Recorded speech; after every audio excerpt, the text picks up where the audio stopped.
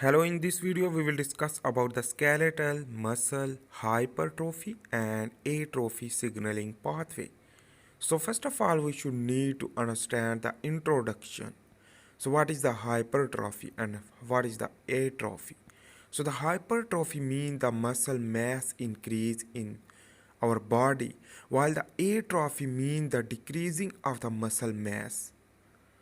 So let's begin to understand here. Suppose these persons contain hypertrophy because it's contain massive muscle, bigger muscle, while the atrophic person contain less muscle and weakness. So in this way, this is the different pathway. We will understand with the major general pathway for understanding the atrophy and hypertrophy. So this is the cell which that is, for example, the insulin like growth factor 1 and growth hormone, for example, will bind to hypertrophy state, while the tumor necrotic factor alpha, interferon gamma, interferon tumor necrotic factor and interleukin 1 which that is bound with the receptor to atrophic pathway. So here is the hypertrophy means the cell growth to survival of cell, and hypertrophy formation the muscle mass build, while on the other hand the cell growth decrease and apoptosis in atrophy formation. So the let's begin to understand with the different. Here is the cell which contain different receptors for atrophy and hypertrophy. Collectively we will understand in this manner here. So there are many receptors here in the cell membrane, cell membrane outside, and the extracellular part and intracellular domains of the receptors. So the extracellular is used for the binding of the ligand. So when here is a G coupled protein receptor, which that bind some growth factors. After the binding with the growth factor, activate by the cyclic AMP will be activated. I am not drawing here. So the insulin like growth factor 1 will bind with the tyrosine kinase receptor. So in this way here you can see after the cyclic AMP will trigger the GL2, and GL2 will trigger the protein kinase C, and IP3 pathway is also occur, but I am not drawing here. So here is the insulin receptor substrate activate through phosphorylation after the binding with the insulin like growth factor 1. This is the autocrine. So here is the phosphoinositide 3 kinase which that will trigger the phosphoinositide triphosphate and tetra and pentaphosphate, and in this way it will be trigger the PDK1. So after the PDK1 will stimulate the activated kinase tyrosine, which that will be activated. After this activation, in this way it will be activate and bind with the protein T308 and S473, and after this it will trigger the uh, TORC1. So the uh, target of rapamycin complex 1 and 2, which that's contain Raptor and Richter separately, mTOR1 and mTOR2 complex formation. So after this formation, basically the MNK2 is not, you should ignore that. We will discuss later. So we'll activate the SRPK. So the SRP kinase enzyme, which that will trigger the many genes activation. Here is the ELF4G and S1108, and here is the P7056 kinase and the 4EBP1 kinase. This all thing is used for the hypertrophy. So the protein translation and translation and hypertrophy formation. While in this case here is you can see and understand the myostatin and the GDF11 and activin A, which that will be bound with the receptor with the two type of receptor contain two domains, the dimer ALK45 and ACTR2, which that will trigger the SMAD2 and 3. This is used for the atrophy, but it will be inhibited by the mTORC complex. So in this way also the inhibition of the 4EBP1, because it is also the atrophic pathway. But these all things will be inhibited, but the protein translation for hypertrophy will be activated by these things, the P7056 kinase and ELF4G. And in this way here is the inside the nucleus, the DNA. Remember about that. And here you can see this is the NFAT, which that is basically activate the muscle differentiation and slow, and muscle differentiation slow, so it means the atrophic formation.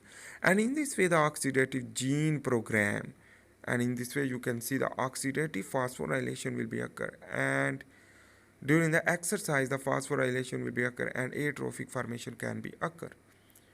But in this case the NFAT can be inhibited by the glycogen synthase kinase 3 beta. So on the other hand, the ELF2 beta B is also used for it. And here is the HS headache, you can see, understand, HDAC4, which that will be activate the myogenin. This myogenin is basically is the activate the MRF1 gene. So the MRF1 gene will be activated. After the MRF1 gene will transcription to translation for atrophic pathway, not hypertrophy. But it can be inhibit. How it's possible for the hypertrophic pathway? So it should be inhibit for the hypertrophic pathway. So how it's inhibit we will discuss here. So this is the basically a protein kinase C, which that is very important for it will be inhibit for the atrophy and atrophy pathway, and AKT is also inhibited by this mechanism. But in this case you can see and understand the glycogen synthase kinase 3 beta, which that will be not inhibit during the hypertrophic pathway. So during the atrophic pathway it will be inhibit, while here is the on the other hand the hypertrophic pathway, which that is the HDAC-HDAC4, which that will be inhibit, and myogenin will inhibit to proliferation and production of MRF1 gene will be inhibit. So on the other hand, here the on the other receptor, the interleukin 1 receptor, which bind with the interleukin, and the tumor necrotic factor alpha receptor will bind with the tumor necrotic factor. And on the other hand, here you can see the basically is the NIK and TAC1. This protein will trigger to IKK alpha and IKK beta. This protein is also trigger, and here is the MKK4 protein, which that will be trigger the CJUN and the ATF2 and P38. This all things are necrotic factor kappa B, which that is lead to transcription of the gene for the muscle atrophy pathway. So in this way the muscle atrophy pathway will be triggered by these genes when this protein will move into the nucleus for the transcription. So remember about that. FOXO is also important for the atrophic pathway. So in this way here you can see the FOXO MARF1 gene activation and necrotic factor kappa B is also the MAFBX activation, and the P38 used for the activin A.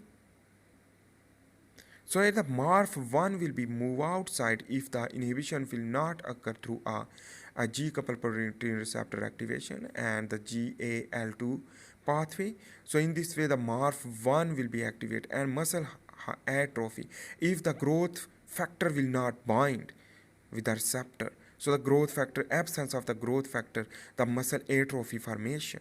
So in this way the MYHC and ELF3F, which that is used for the muscle atrophy protein. And in this way, important thing is that when the growth factor and insulin like growth factor 1 will not bind, so the atrophy pathway will be occur. If the remember about that, if the insulin like growth factor bind and G coupled protein receptor will bind with the growth factor, and the insulin binding or growth hormone binding, which inhibit the hair is the FOXO1, and this FOXO1 is very important for atrophic pathway. And on the other hand, here is the MNK2, which that will be inhibit the mTOR pathway, which that contain TOR C1 raptor containing protein and Richter containing TOR mTOR2. And in this way it will be inhibited during the atrophic pathway if the growth factor will not bind, and in this way the SRPK is also inhibited, and in this way the protein translation for hypertrophy is inhibited. So in this way here you can see for hypertrophy it will be inhibit the HDAC4. HDAC4 protein will be inhibited, so it means the basically the MARF1 gene will not activate, because the HDAC4 protein is used for the MARF1 translation, um, transcription to translation. While here is the this is the atrophic pathway. So in this way the atrophic pathway you can see, and it is in the absence of the growth factor it will be inhibit this glycogen synthase kinase 3 beta, and after this inhibition the muscle differentiation will not occur, and oxidative gene program for basically the uh, antioxidation as well as other proliferation, and the size of the muscle will not occur due to the glycogen synthase kinase 3 pathway will be inhibited during the growth factor absence.